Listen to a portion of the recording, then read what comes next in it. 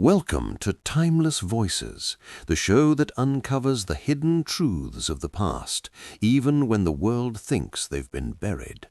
It's January 2026, and in an era where old interviews resurface, documentaries get remastered, and long-silenced voices echo louder than ever, we're revisiting one of the most shadowy chapters in entertainment history: the dark scandals that shook Hollywood in the 1980s and 1990s. Picture this: red carpets, blockbuster premieres, teen idols smiling for the cameras. But behind the glamour lurked addiction, exploitation, abuse allegations, and devastating personal tolls. These weren't just tabloid stories. They destroyed careers, shattered lives, and exposed a system that often protected power over people. Today, we go full deep dive, pulling from archived interviews, articles, and revelations, including from those no longer here to speak for themselves. This isn't recycled gossip. In 2026, with fresh perspectives and declassified context, these stories feel urgently new.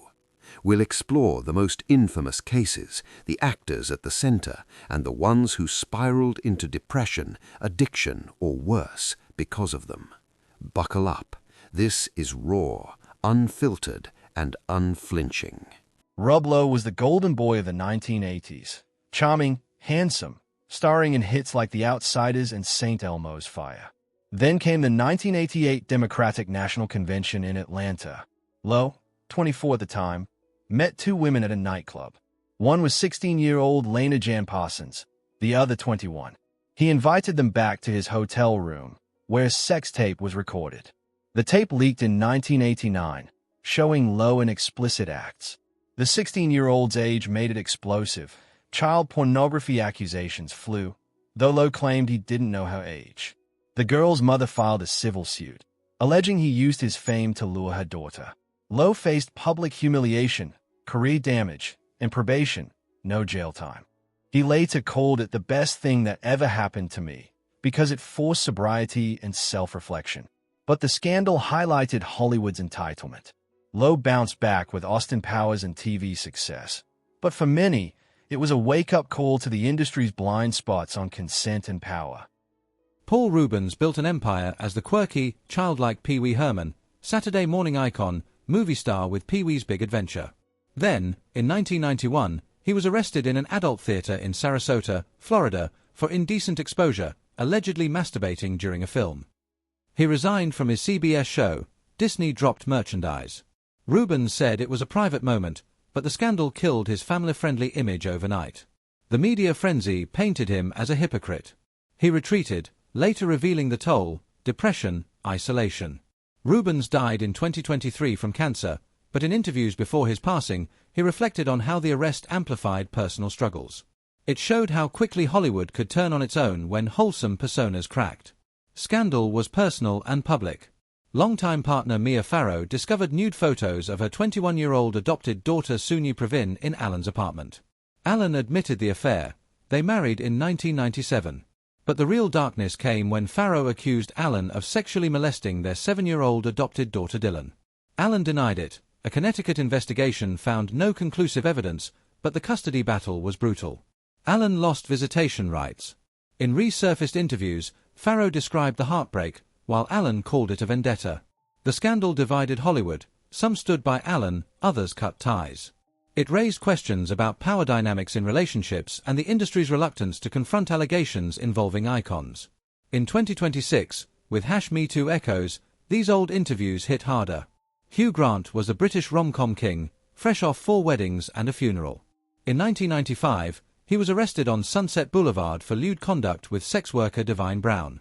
Grant pleaded no contest, paid a fine, did community service. The scandal exploded: tabloids, late-night jokes, career pause. Grant later said in interviews the arrest stemmed from relationship stress and poor judgment. He bounced back, but it exposed Hollywood's double standards. Male stars often recover faster from sex scandals. Grant spoke openly about the humiliation fueling self-doubt and depression during the aftermath. Now the deepest shadow: the allegations of systemic pedophilia in 1980s-90s Hollywood. Child stars Corey Feldman and Corey Haim, teen idols from the Goonies, Stand By Me, The Lost Boys, became voices for a hidden epidemic. In multiple interviews, Feldman said, "The biggest problem in Hollywood is pedophilia." He described a network where powerful men targeted young actors. In a 2011 ABC News interview, he claimed it contributed to Haim's demise. Haim, who died in 2010 at 38 from pneumonia complicated by drug addiction, allegedly endured rape as a teen. Feldman said Haim was abused while job hunting, leading to lifelong trauma, addiction, and depression. Feldman, in his 2020 documentary My Truth, The Rape of Two Coreys, alleged specific names, including Charlie Sheen and others, claiming they abused the duo. These remain allegations, no convictions, but Feldman has spoken of threats and industry silence. In a 2017 Guardian interview, he said, "Nobody wants to go after the bad guys." Haim's mother and friends in old interviews described his paranoia, drug spirals, and despair, linking it to childhood trauma. Other 80s-90s child stars faced similar demons: addiction, mental health crises. The era's party culture enabled it, young actors unsupervised on sets, at clubs, with adults who abused trust. Many scandals fed into personal destruction.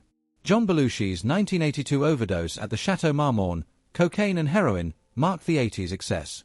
He was 33, burned out from fame and addiction. River Phoenix, 23, collapsed outside Johnny Depp's Viper Room in 1993 from a heroin-cocaine speedball. Phoenix was anti-Hollywood, vegan, activist, but the scene's drugs pulled him in. Friends said the pressure of being the next big thing fueled his struggles. Corey Haim's arc was heartbreaking. From teen heartthrob to drug-addled recluse, he battled depression tied to alleged abuse. In interviews before his death, he hinted at dark experiences without naming names. Many child stars of the era, Dana Plato, suicide 1999, others, succumbed to addiction or despair. The common thread, fame's isolation, trauma, lack of support. These weren't isolated. The 80s-90s Hollywood machine, parties, no oversight, power imbalances, left scars. Depression ran rampant. Many sought help only after crashes. In 2026, these stories aren't relics. Resurfaced interviews show how little has changed. Power still protects itself. But voices like Feldman's persist, demanding accountability. Hollywood's dark side isn't ancient history. It's a warning. If this deep dive into the shadows moved you, hit subscribe to Timeless Voices right now. We're dropping more untold stories, lost interviews, hidden files, fresh takes on the past. Like, comment your thoughts below. Which scandal shocked you most? Share this episode so others see the truth. Turn on notifications. You won't want to miss what's next. Timeless Voices, where history speaks again. Thanks for listening. Stay curious, stay vigilant.